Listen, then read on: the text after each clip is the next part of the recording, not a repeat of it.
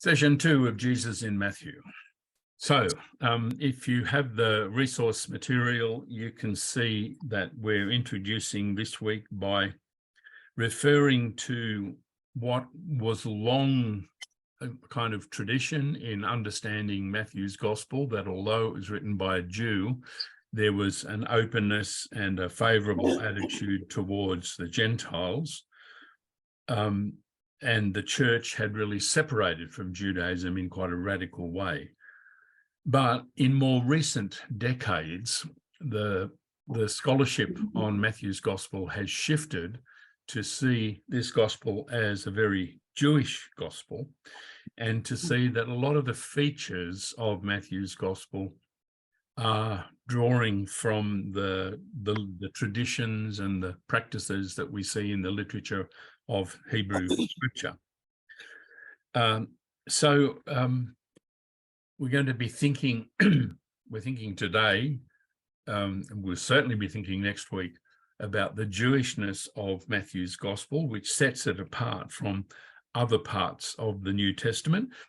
Jewishness of Jesus and Jewish scriptures are there in other parts of the New Testament, but in both Jesus and in both Mark and Acts, so in the other two of the other three major gospel writers, we see that there's a declaration that all foods are declared clean. In other words, Jews and Gentiles can eat together. We don't have that in Matthew. Matthew completely omits the whole section of Mark 7 that where that story is told. And we also see that in Paul's writings, he emphasizes that by faith we are saved through grace as the key of his theology. And he really says that following the law, strictly following the law, and particularly for Gentiles, anything to do really with the law is unnecessary and unhelpful. And we will find, particularly when we come to next week's study, that there's quite a different view of the law in Matthew's gospel. Now, the one exception to this Jewish concentration in Matthew's gospel has been seen again and again by scholars to be the very last section, the last few verses of chapter 28, where Jesus instructs the disciples in what people popularly know is the Great Commission, to go to the nations, to baptize, to make disciples. And actually, in Protestant interpretations of Matthew's gospel, this Great Commission has really shaped the way the whole gospel has been seen. Now we're going to Elizabeth is going to deal with Matthew 28 in the latter part of this study, because it was one of the very strong focus that she had when she was doing her research into Matthew's gospel. But we're going to work our way towards Matthew 28 by looking at other features in the gospel itself. So we're going to think about the mission that Jesus undertakes in Matthew and the mission that he instructs his disciples to undertake. And Elizabeth's going to talk about this. You have some notes that John's sent out to you included, so I don't want to just repeat that, but Matthew's mission is a little different from the other synoptic gospels, because he has what's known as the prohibition: go nowhere among the Gentiles, enter no town of the Samaritans, but go rather to the lost sheep of the house of Israel. And this is repeated in chapter 15, when he says to the Canaanite woman, a story that he shares with the Gospel of Mark, that he is sent only to the lost sheep of the house of Israel. And we're not really used to that concept when we think about mission and we think about the Gospels and Jesus and Christianity, that Jesus forbids the disciples, and indeed himself seems to be operating from a rather exclusive kind of paradigm.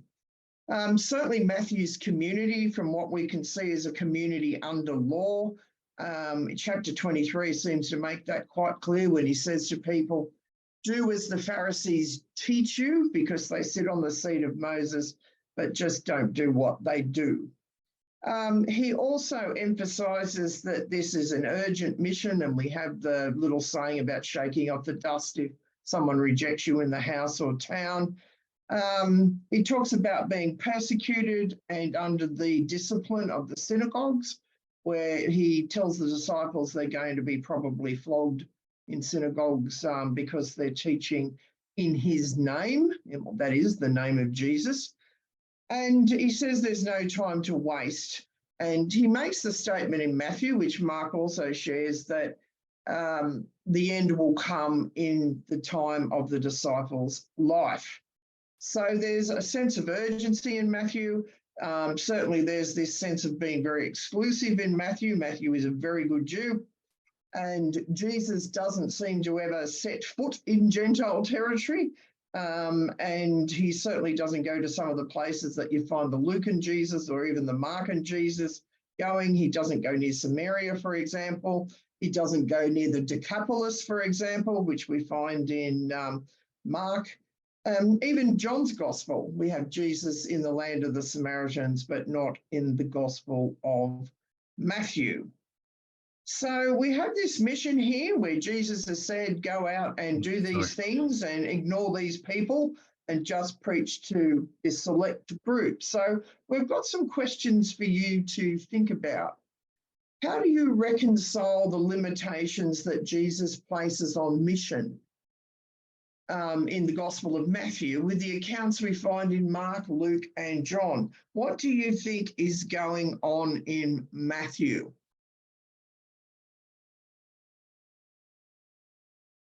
Well, welcome back, everyone, from your discussions. Anyone like to share from their groups what they thought about this strange limitations that Matthew places on mission compared to the other Gospels? Could I start by saying that I began our discussion by remarking that if the historical Jesus generally rejected Gentiles, only spoke to a few of them under sufferance, and then to hold them up as an example to the Jewish people, that's surely a problem for us in the modern day, because we're all Gentiles too. So presumably the historical Jesus would have rejected us as well. I'm not going to say Matthew's Jesus is the historical Jesus, Ian. I'm not sure we know that. And it's quite distinct, this prohibition. It isn't anywhere else. We don't know if Jesus actually said that or whether Matthew put it into Jesus' mouth. So I don't think we can say it's necessarily the historical Jesus. It might have been. It might not have been. Both are equally probable, I suppose, though Matthew's position is not supported by any other New Testament writer, and that might tell us something about what Matthew's thinking is rather than what Jesus' thinking is. If we take, am I there? If Yeah, we you're take, right, John. one of the recent popes said that Matthew was an early catechism, and I'm quite happy with that view. And it seems to me that Matthew is taking his Jewish Christian audience through a learning process, but I've understood for a long time that there is a theme of inclusion in Matthew, because it starts with a genealogy which surprisingly includes 5 Gentiles, including the ancestor of King David, which can be seen as a challenge to Deuteronomy. But then it goes through, and we have the feeding of the 5,000, I mean, and then there's the incident with the Syrophoenician woman who asked for crumbs, and there were crumbs left after the feeding of the 5,000, and then we go to the feeding of the 4,000 Gentiles. So that seems to be a transition saying, no, I want you to learn as a congregation that we're to include Gentiles, and it ends with the final mission. So it's from I've understood for a long time there's a theme going through Matthew about including Gentiles, even though there might be the initial thing where they might say, yes, we're a Jewish congregation. And it's written, I suppose, after the destruction of the Second Temple, when they were already being excluded, the Christians. That is the traditional view of Matthew, and it ignores the fact that Matthew rubbishes Gentiles in most of Jesus' saying, where he says, don't be like the Gentiles. Well, there is that one about praying. Yeah, the praying one is very different because, and that's very different from Luke, because Luke's disciples don't know how to pray, but the Jewish disciples in Matthew, they inherit a rich tradition of praying. So and yes, Jesus. So it might say, don't go overboard in praying. Don't have your World Day of Prayers publicly. You want to have it. We want you to go and just pray silently. That's right, because he's using the Pharisees' public displays and he's defining his community against what he sees them doing, and he doesn't agree with that. So that's part of what that is. With the genealogy of Jesus, I'm going to dispute that interpretation that there's 5 Gentiles in it. There is not. The wife of King David, who's obviously Bathsheba, was Jewish. Her father was Jewish, and even though she was not married to a Jew, I don't think there's any dispute about that. Certainly Rahab and Ruth are Gentiles. There's no dispute that Ruth were the Moabites, and in Deuteronomy, yes, there's no Moabites were to ever to be entered. I mean, it's 10 generations. We don't count it literally. Well, that's right. John, if you can just let me finish for a minute, please. With the thing that these women have in common, because it's only women are named, isn't that they're Gentiles. I know some of them are, like the Moabites, and Ruth was written for a particular reason, to protest that sort of exclusion. But the reason that these women are in there is their pregnancies are all irregular. Yep. Like Mary's pregnancy is irregular. They stand there as an example of God works in strange and very mysterious ways, and conception is not always through what we would call a traditional marriage, because none of these women fit that bill. There's been things about them that aren't in their courtships and in the way they got pregnant that are not normal. So they're actually an apologetic for Mary. They're not there because they're Gentiles, because Bathsheba is not a Gentile. Yeah, she's Jewish. I agree with that. Yeah. So just to put there, and we have to take into account what Matthew says about Gentiles. He's got 2 Gentiles that he speaks of favourably. One he changes Mark's Syrophoenician woman to a Canaanite.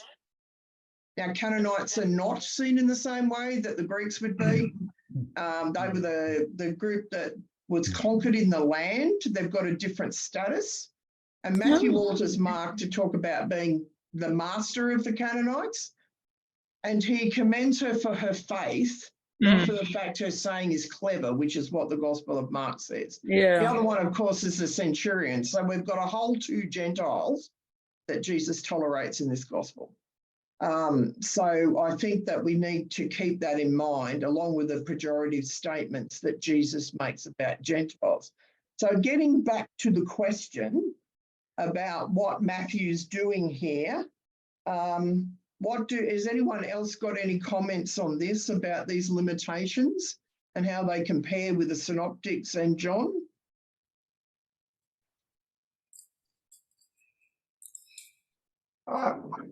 Is it possible that the community or the writer of Matthew wanted to see the faith established firmly within the Jewish community before reaching out to the Gentile community, leaving it to others later, for example, Paul and Peter, to take the mission to the Gentiles.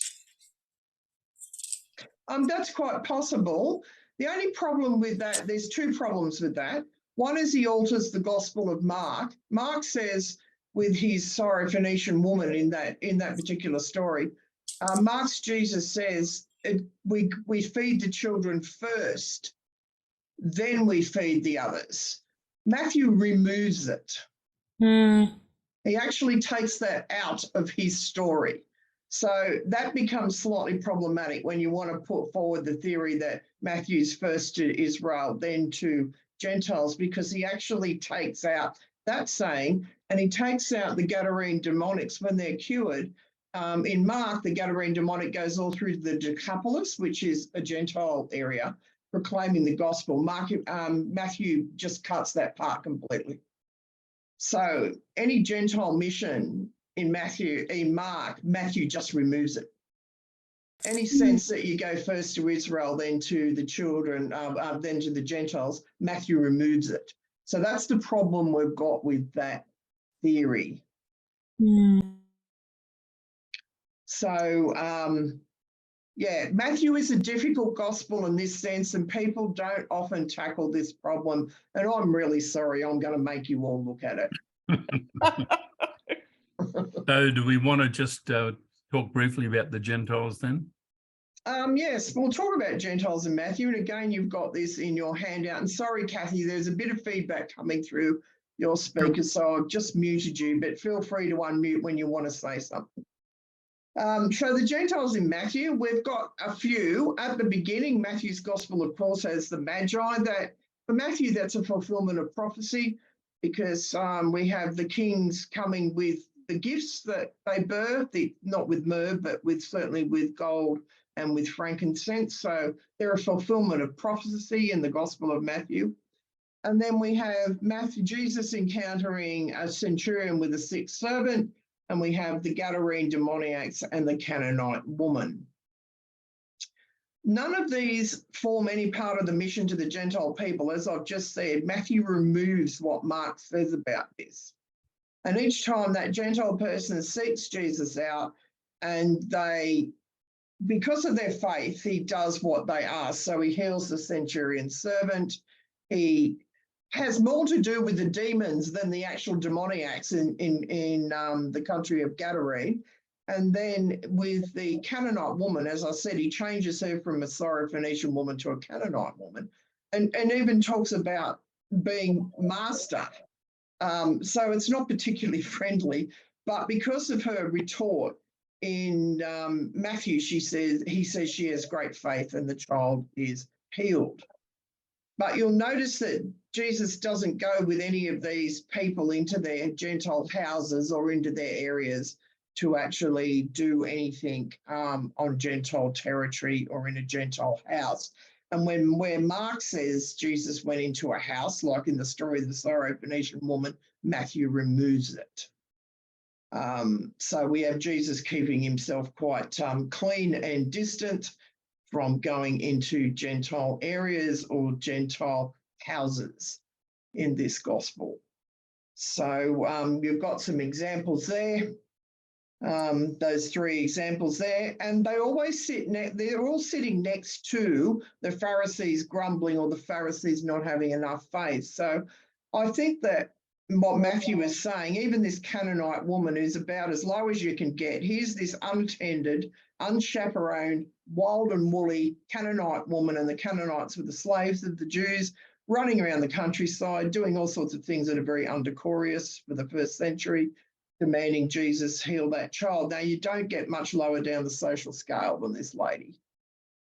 And if she gets it, why can't the Pharisees? And I think that's what's happening. Matthew has not got a problem with righteous Gentiles inheriting the kingdom of God, providing they do certain things. And when we get to chapter 25 in Matthew, you'll find Matthew sets out a whole lot of things that Gentiles are meant to do in their life. And you'll find, maybe somewhat surprisingly, they've got nothing to do with faith and everything to do with what you do. We've got a lot of negative sayings of Gentiles in this gospel that are unique to the Gospel of Matthew. If you greet only your brothers and sisters, what are you doing? Do not even the Gentiles do it? When you pray, don't heap up empty phrases as the Gentiles. The Gentiles lord it over them, but, you know, that's not what you're meant to do. And you're going to be handed over to Gentiles to be mocked and flogged and crucified. And then, of course, he instructs his disciples to go nowhere among them. So there is a bit of a mixed view. In general, the general statements Jesus makes are quite negative. You avoid Gentiles, but there are these three examples of Gentiles who explicitly seek out Jesus for help. So it shows these signs of faith. So we've got another question for you, and there's no mission to the Gentiles in Matthew's gospel until we get right till the end. So we've got this mixed view of Gentiles, and certainly there's some very negative things said about them, and they're not told to preach the good news to Gentiles. In fact, Jesus forbids it. So how do you feel about this picture of Jesus that Matthew is painting?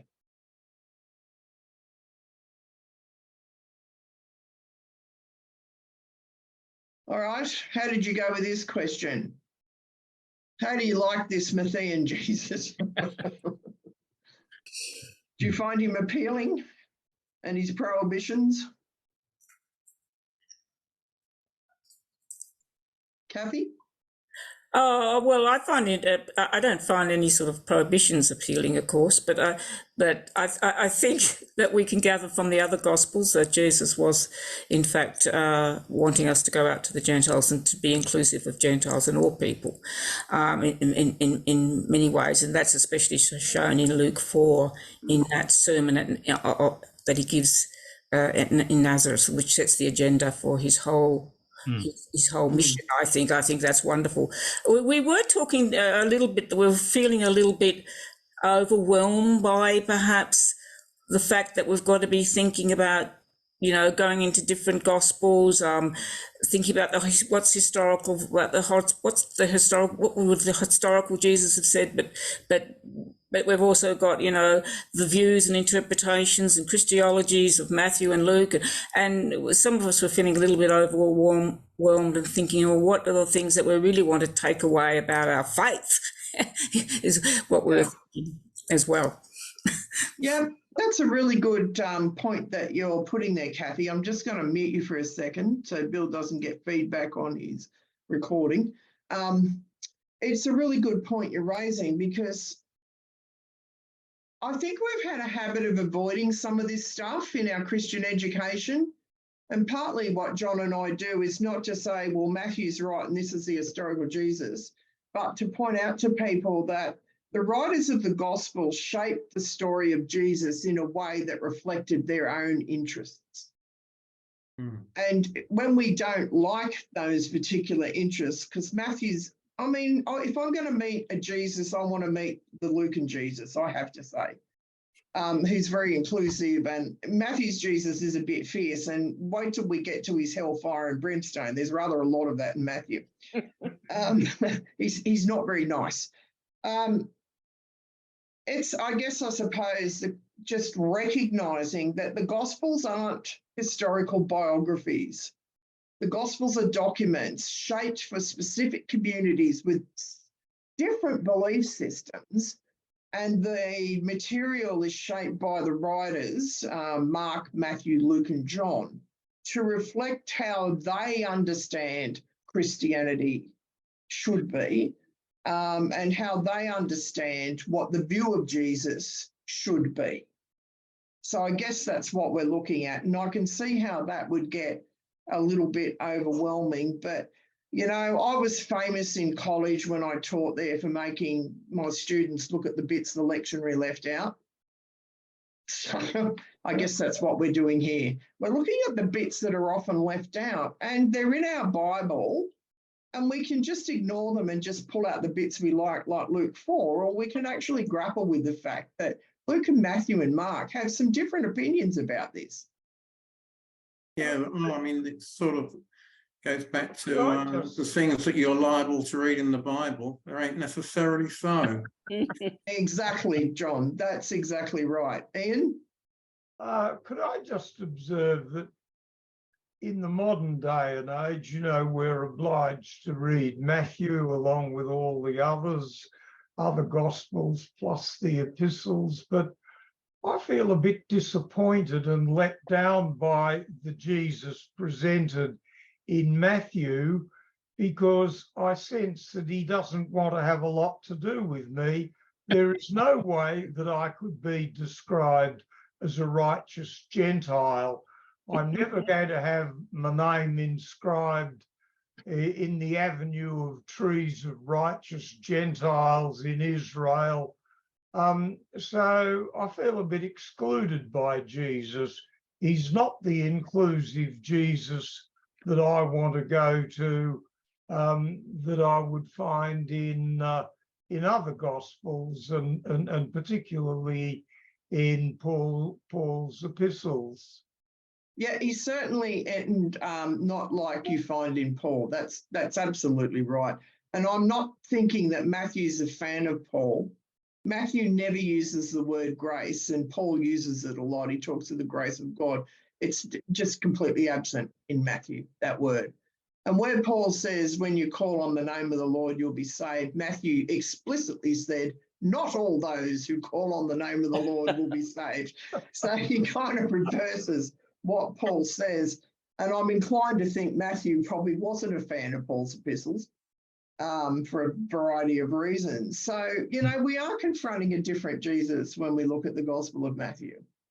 Do you think Matthew knew Paul's epistles? I've no idea about Absolutely, that. I think he knew Paul's epistles, because we know Paul was writing around the 50s to 60s. Matthew's writing after that. And there's just things in Matthew that suggest he absolutely knew them. Mm-hmm. I think it helps us to understand that all these things are contextual, like Matthew's Yes. writing in his context.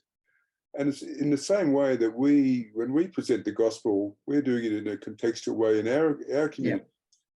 Yeah. And we'll focus on those things which we think are important and relevant to our communities when we preach the gospel. Exactly. So I think, to me, it's a helpful thing to not say right off Matthew because he's got a thing against the Gentiles, but to see that adds value to what he's saying in his community. So probably a good thing. And to me, I've mentioned in our little group that just as we're finishing, that to me it adds authenticity to the whole sweep of the Gospels. That it adds value rather than detracts from them. I would agree with that, Bill. It's entirely contextual, and I think it does add value to it. It adds to our understanding, it adds to our knowledge about how the ancient writers wrote and how they were very contextual. And I think it should be seen as enriching our knowledge rather than detracting from our knowledge, in the sense that we understand that this is how in the ancient world these things were constructed. Matthew is not post-Enlightenment. Matthew is not writing as a historian of post-Enlightenment times. He's writing as a first century Jew who happens to believe Jesus is the Messiah, and that is what he reflects. Mm-hmm. And we might not agree with that, but, you know, as Bill says, it's always contextual. And Matthew probably doesn't agree with Luke particularly. He likes lots of Mark. He uses lots of Mark. And I think quite confidently say he would not be a fan of Paul. But if we move on now to look at judging the nations, because this sort of flows on from what we're saying. And Matthew, the Greek word is ethne, which is plural of ethnos, which means like a foreigner or, you know, it's a non-Jewish kind of entity. And we've got these different judgments in Matthew, it would seem. So in Matthew 19, Jesus says to his disciples that the renewal of all things, so he's talking about the day of the Lord, when the Son of Man is seated on the throne of glory, all you who have followed me will also sit on 12 thrones, judging the 12 tribes of Israel. So that's clearly quite an exclusive judgment that happens for the people of Israel. In chapter 25, we've got something different. We've got the Son of Man coming in his glory, and he's also sitting on a throne at this time. And then the ethne, the nations, are all gathered before him, and he separates them out like sheep and goats. And the sheep go at the right hand, they're going to heaven, and the goats at the left are going into eternal punishment. And then the way he describes those things is that these sheep and goats, these nations are judged on their actions. Did they feed the hungry? Did they visit the sick, clothe the naked, give the thirsty a drink, etc.? Because when you do that, it's like doing that to Jesus. So, and they are judged on that. The word faith is not mentioned, but it's talked about justice or righteous. Are they doing just and right things? And on that basis, they're judged. So you can see that they're quite different, apart from the fact Jesus is sitting on a throne. So, and Matthew seems to be picking up Isaiah. Matthew likes second Isaiah rather a lot, and he quotes him quite frequently. And Jesus seems to be equating himself to the servant in the book of Isaiah. That is, he's a light to the nations, and he portrays Jesus as the true light which penetrates this darkness. And he will also bring forth judgment to the nations, which is exactly what he does in chapter 25, when it's quite detailed about what's going to happen to them. Matthew's Jesus also declares to the disciples, this generation will not pass away until all these things have happened. There are these judgments taking place. And he indicates that the end time is going to come in the lifetime of the disciples while they are still undertaking this mission he has sent them on in chapter 10 to Israel. And that's, again, a problem if you want to see Jesus going on a mission to Gentiles, because he's just informed the disciples that while they're still out there being missional to Israel, the end's going to come. So timing is a little bit of a problem for the Gospel of Matthew. Jewish tradition always recognised there was two judgments for Israel and for the nations. Jewish people even today believe that righteous Gentiles will also gain the kingdom of heaven or go to heaven. And it's, again, based on how they live, not so much whether they have some sort of faith. So Jesus reforms a relationship with Gentiles in the Gospel of Matthew, as Daniel Harrington says, by their acts of love toward the least who Jesus identifies himself with. So Matthew is actually really reflecting very, very clearly the Jewish beliefs of his time, where Jews believed, yes, Gentiles could go to heaven if they followed what was known as the Noahide laws.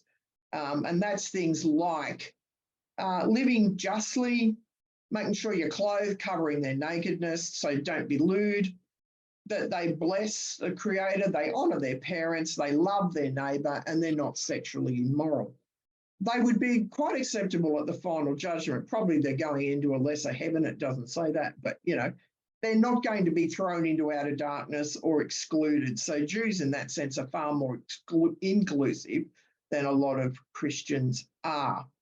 And Matthew is reflecting Isaiah 58 about a true fast. Share your bread with the hungry, bring the homeless poor into your house.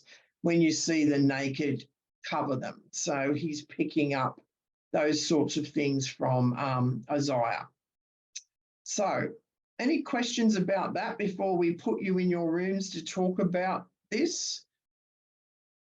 Just ask a question about modern day Messianic Jews who believe in Jesus.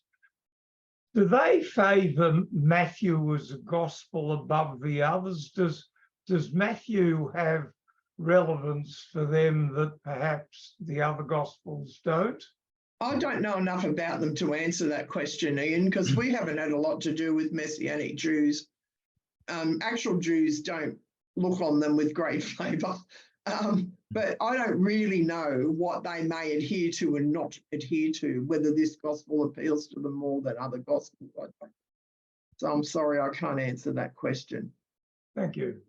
Yeah. Anyway, so we've got a question for you to think about. And I missed saying, you might really, in chapter 24, Jesus also says that when the Son of Man appears in heaven, he will send out his angels to gather the elect from the four winds. So that is, again, not the same kind of judgment as chapter 25 describes.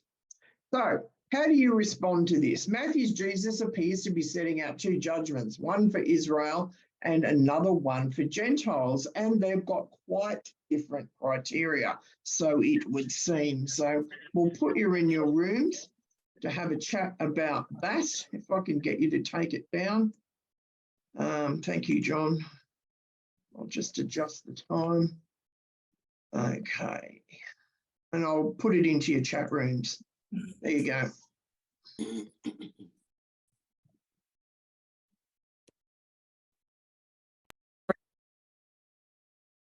How did you get on with that question?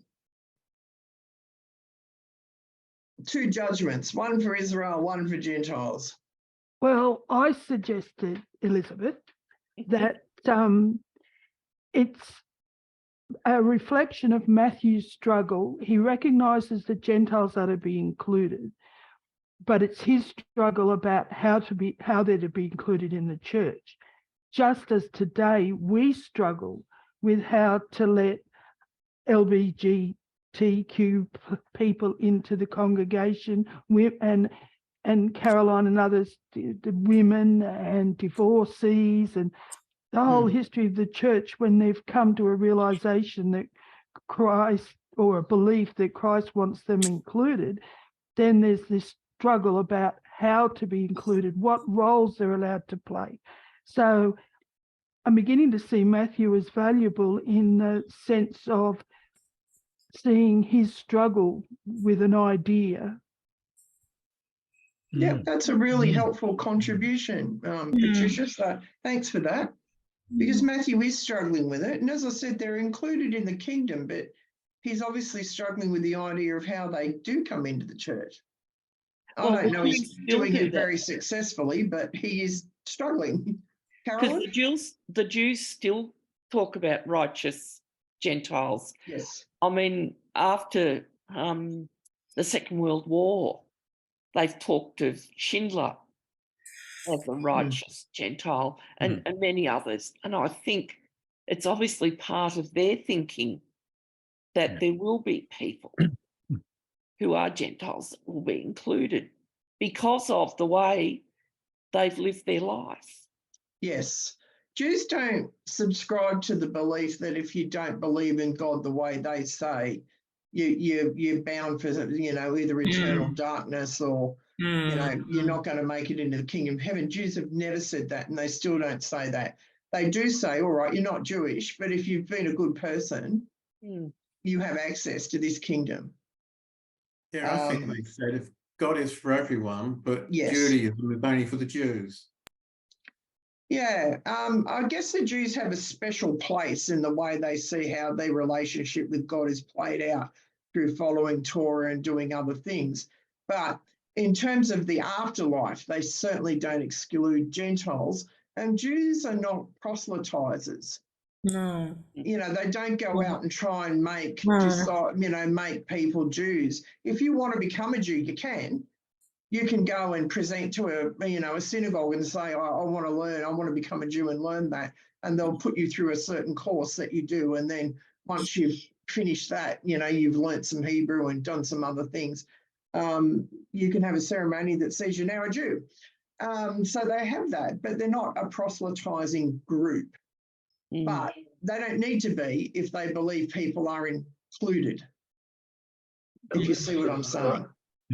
Could I ask if there's any sense in Matthew that the standards of judgment of Gentiles in Matthew is any less than the standards applied to Jews? are the standards of judgment for Jews any more rigorous than they are for the Gentiles, or are they just different? I'd say they're mostly just different. If you see the law as a pain in the neck to follow, or I guess you could say it's more rigorous. But I usually point out to people, Jews don't have trouble following their laws. So they don't see it as the pain that Christians tend to see it. So Jews are judged on keeping Torah and their relationship with God through keeping Torah, and the Gentiles are judged on their ethical and moral principles, really, in the sense of how righteous they are. So they are different, but they're not necessarily more onerous. Depends on how you view the law. And Christians tend to be a bit negative about how they view the law of the Jews, and we shouldn't be. For the Gentiles, the non-believers, there has to be a sliding scale of righteousness, you know, with the wholly ethical and moral at the top of the scale and the amoral and immoral at the bottom of the scale, with people ranging along it. How do you respond to that notion? Look, Matthew's very clear about how Gentiles attain the kingdom. You visit people in prison, you visit the sick, you feed the hungry, you give water to the thirsty, you clothe the naked. He's very clear about what you're expected to do. It's not a sliding scale. If you do that stuff, you're in. If you don't do that stuff, you're out, according to Matthew. Yeah. So he's very clear about that. Can I just ask a question, Elizabeth? In interpreting those verses, are you definitely saying it only it's applying to Gentiles, and that it's because I haven't thought of it like that really in the past. I've thought that nations is the word nations includes everybody, including Jewish people, but is that not right? No, not generally speaking, no. If you talk about an ethnikos, you're talking about an alien. That's the singular of the word ethnos, and ethnos is like the plural of that. So, and it's usually translated as the nations. And if you read the Old Testament, the Psalms particularly, the nations are the people that come and invade Israel and flatten them and worship idols and do all sorts of nasty things that we don't like. Israel is an elect kind of group. So when Matthew talks about the nations, he really means everyone else in the similar way. And not the Jewish group. No. Yeah. Okay. They're getting judged differently. To be fair, Yeah. there has been discussion in scholarship about that, and there are some that want to argue that the nations here includes Jews as well as Gentiles, but there's also a strong argument, which Elizabeth's been putting, that the nations is a term that's used for everyone that's not Jewish. Yeah. And that should be the way it's used here. The way that, scholarship saying it must include Israel is just them clutching at straws and when their knickers are in a twist, because they just don't like the idea that Matthew's got a judgment for Gentiles and a judgment for the elect. And he does. Just deal with it, folk. That's what I say to these scholars. Deal with it. I'm happy to try and deal with it, but I haven't heard it in quite such stark terms before. The other thing that I was thinking about, with that, well, the way the one back to 19 about that we were making that comparison with, I always just thought that it comes in the context with when Peter was asking, well, we've left everything, Lord. What's going to happen to us? And then, and then he says, you'll be. I thought it was referring particularly to his disciples and those that small gathering around him. Look, you're going to be, you'll be judging, be part of those that are judging the 12 tribes of Israel. So I kind of felt it was within that context as well. I've never thought of that being, oh well, that's how the Jewish people will be judged, and then with 25, that's how the Gentiles will be judged. Yeah, well, Matthew tells you that. He says one's judging Israel and one's judging the nations. He tells you. Yeah, but How does that happen for me? I mean, but I guess my point was that I thought he, in that context, he was particularly referring to his followers there, his Jewish followers, his disciples. When what special, they've almost got a kind of a privileged position, it would seem. He is referring to his disciples, Kathy, but the disciples are sitting on 12 thrones judging Israel, all of Israel. It's very clear. Matthew can't be any more specific. I'm only telling you what is written here. Yeah. Oh, yeah, no, okay. I understand that. Yeah, okay. So they're the ones that are judging Israel. Yeah. He doesn't go into how they're going to be judged. I suppose that's my confusion. Whereas we're looking more at the one that you're thinking is referring basically to the nations, the Gentile nations, and how they're going to be judged. He explains how the nations will be judged. Mm. He explains that because they're not Jewish and following law and automatically included in the kingdom of heaven, if you see what I mean. It's a different concept. So they're doing different things that you'd expect Jews. And then in 24, when he's referring to the elect, will be swooped up by the angels, that's clearly his followers. When you read chapter 24, the followers of Jesus, you know, his disciples and others that may be with them following, that they've converted on their mission to Israel. They're going to be scooped up by angels and spirited away to heaven, presumably. And then that's followed by the judgment of the Gentiles. So, I mean, we're not used to looking at Matthew in this detail. That's all it is. We're not actually used to scrutinizing. Well, actually, we've got something different here.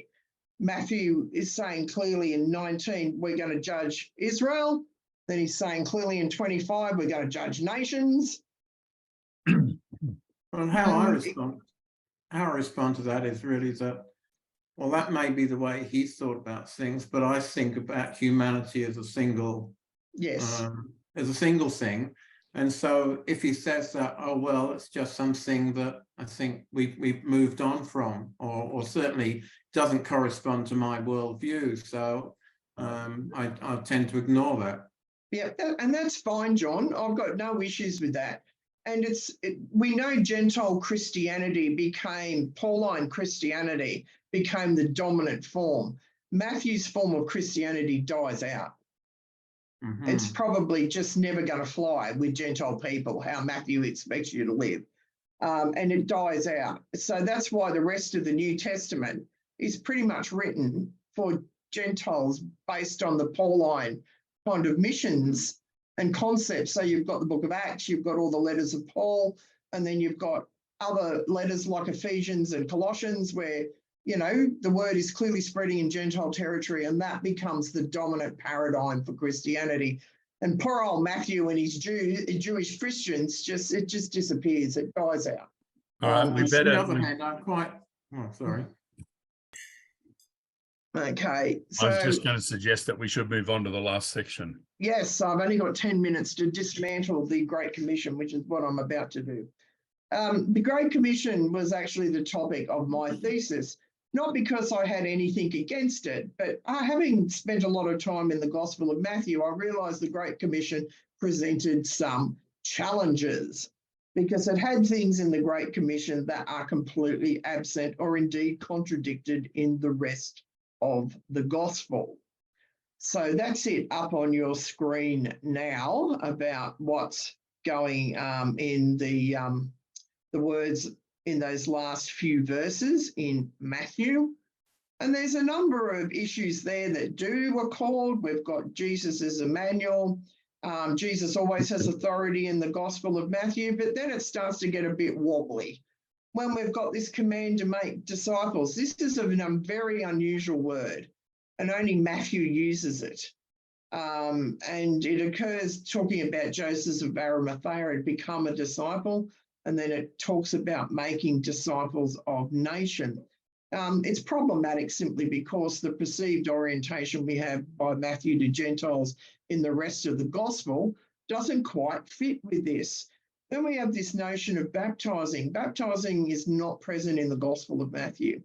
John baptizes Jesus, but then nobody's baptized in Matthew. So you might ask, well, where did that come from?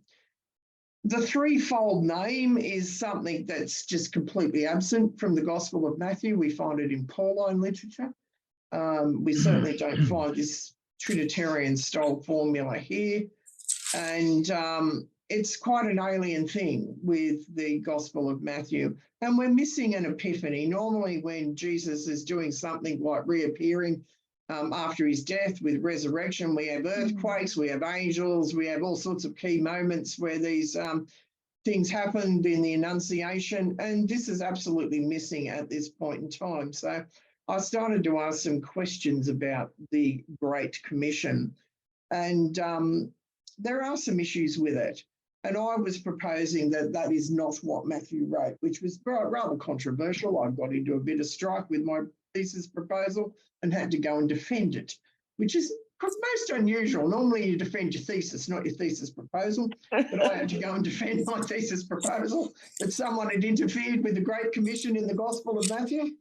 And one of the reasons I said that is that we have in Eusebius, particularly the great church historian, before the Council of Nicaea, Eusebius quotes the Great Commission in various forms, and it never has the Trinitarian name.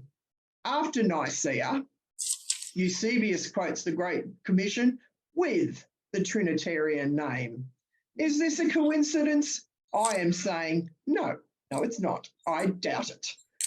Eusebius has probably been instructed that he has to make sure that that Trinitarian name goes into the Great Commission. So Elizabeth, we should just perhaps explain that the Council of Nicaea in 325 was called by Constantine about a decade after his alleged conversion to Christianity, and it was to sort out the debates that were happening about the nature of Jesus and the nature of God.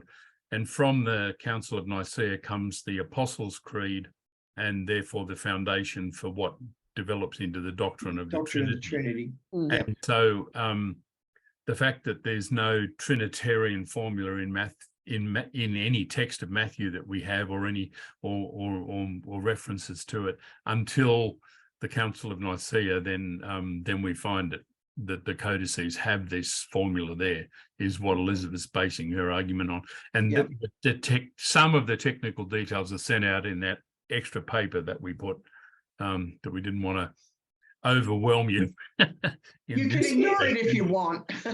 You're free to read it or not read it. But yes, we have some issues with how this text has been reported in the patristics, particularly Eusebius. Ian, you have a question. Just quickly, if except for the Great Commissioning in Matthew 28, Matthew was devoid of Trinitarian concepts, can the same be said of the other Gospels? Yes, they're all devoid of it. This is not unusual. The Trinity didn't exist for at least 4 centuries. So after the Council of Nicaea, some of the biblical scholars and theologians get together and say, we now have a Trinity. We've got a problem with the Gospels that don't mention it. Let's tack it on. Matthew's a good starting place. He comes first, so we'll finish Matthew with a statement about the Trinity. Something like that. And that's because it's specifically attached to baptize. So baptize in the name of Father, Son, and Holy Spirit. That becomes the formula. And we find that in liturgical practice before the Council of Nicaea. So it was something that was evolving and developing. But being able to hook it onto a given biblical text is a nice way to sort of ground the argument, I think. And to legitimize it, if you like, to say, oh, look, there it is in Matthew. Fancy that, it's appeared. Why do you think that it actually evolved that way? Why did they evolve the teaching? Paper. Oh, sorry, that is it. Sorry. Yeah. Where do I get those extra bits? That's why the extra bits are there. Yeah, but where do I get to answer your question briefly, it's because it was what's called an apologetic. That's a defense of the against the accusation that they were polytheistic. They were worshipping the Spirit and God and Jesus when they claimed there was only one God. So the way to address that is you have what's called a doctrine of the Trinity, where you say the being of God manifests in three ways, but it's the one being. So that's how that came about. Arguments about the Trinity are highly complex. They use a lot of very big Greek words that even I don't understand. But that is the basic thing. It's arguing that all these three manifestations come from one being. They're not three separate beings. Now, you've all talked about getting extra bits. Where do I find these extra bits?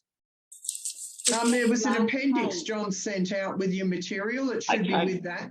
Yep. So you can look at it there. It's called In the Yeah, I Name will. of Jesus.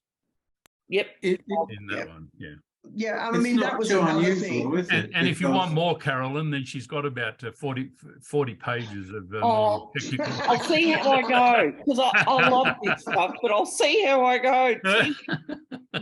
Have you got it in audio so I can listen to it? No, I hate the sound of my own voice. I'm not putting, even Bill will tell you when he tries to video me on this. Away. Take your camera, run. John, you wanted to say something? It just it didn't occur to me that it was really so unusual. Mark has different endings, doesn't Yes. it? Yes. And I'm not sure if John's ending is actually thought to Yes. be added on Correct. later as well. So Yeah. Chapter it was 21 of wasn't John. an unusual No. thing for the time. Even Isaiah is meant to be three different lots of Isaiah. That's So correct. I mean, it's part of the way the literature worked in those days. Yeah. Well, it is actually, and we forget how much the scribes altered text. We think of these as sacred texts, and that is you don't change them. The scribes did not see them in the same way. And the scribes would make amendments. They didn't just correct grammar and spelling. They'd actually write notes in the margin, and then the next scribe copying that would incorporate the notes in the margin into the text. You can actually track them and see what they've put in and what they take out. And they'll make comments about this is an orthodoxy, and they'll put a line through something. And we know scribes altered text. So this is not, as John points out, an uncommon thing. So there's a female apostle had her name changed to a masculine form. Yeah, Junior. Exactly. Yeah, There was, yes, that's another example. Junior became Junior. What's the male version? Junior. Junior. Yeah.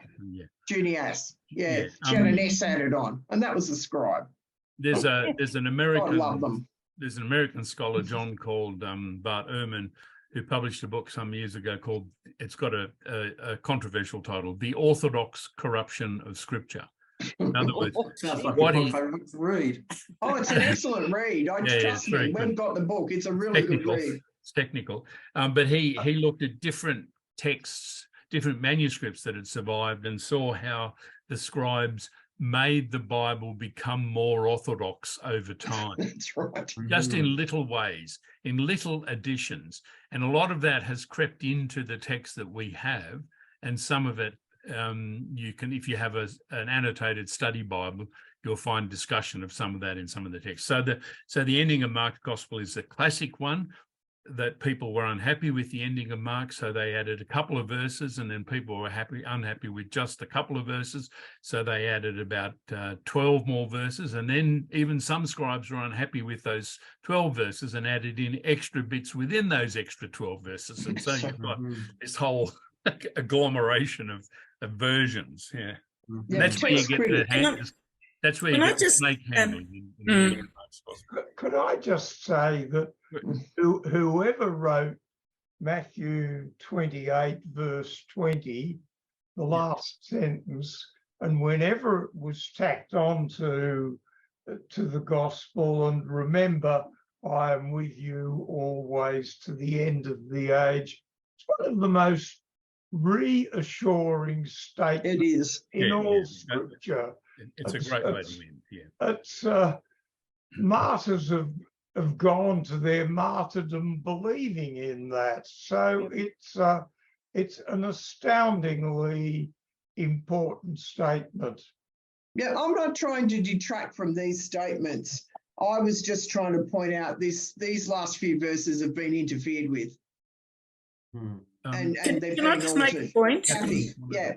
Yeah, I just wanted to make a point too. I'm not going against what you're saying in terms of the New Testament scriptures particularly at all, but when I was studying the Old Testament, something that was highlighted, I guess, and I felt that it had some truth in it, is that there's a lot of reverence to within the Hebrew scriptures, and that reverence equated at times, you could make it out the case anyway, that stories within the Hebrew scriptures were retained rather than changed, or even when there were contradictions, you've got, two or three variations of same stories. You've got two lots of the Ten Commandments, for instance, and these things were retained rather than changed around and so on, because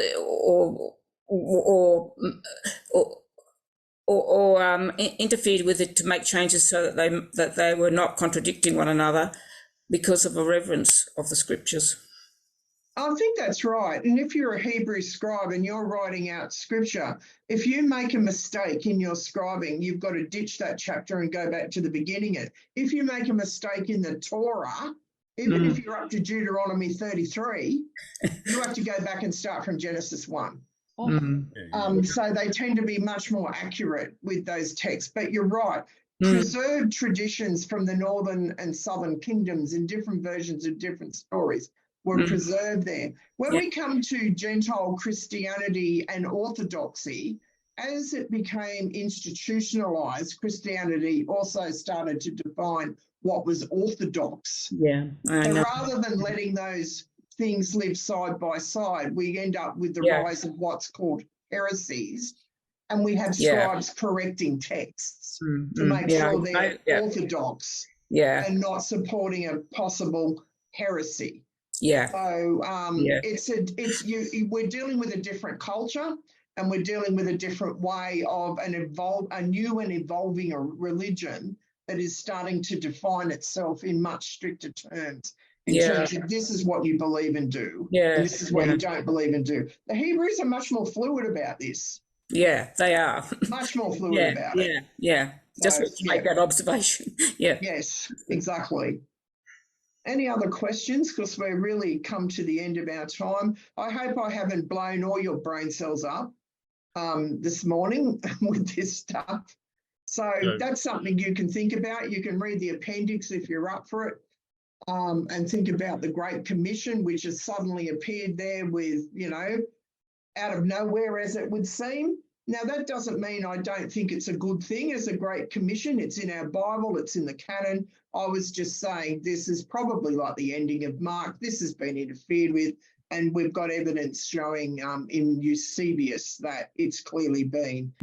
He's got different ways of citing it until the Council of Nicaea, then suddenly he goes all orthodox. So that is suspicious. And there's scholars that have looked at that, and that's what I was looking at. Okay, any final questions on this? Just a thought, Elizabeth, that the timing of this, and this sort of is at the birth of the rise of Christendom, this beginning like the Council of Nicaea and the beginning of the when Constantinian involvement in the church. This was where all those great missionary enterprises birthing to spread up into Europe, and so this gave legitimacy and all those movements and saw the spread of Christendom throughout all of Europe and onwards to us, I suppose.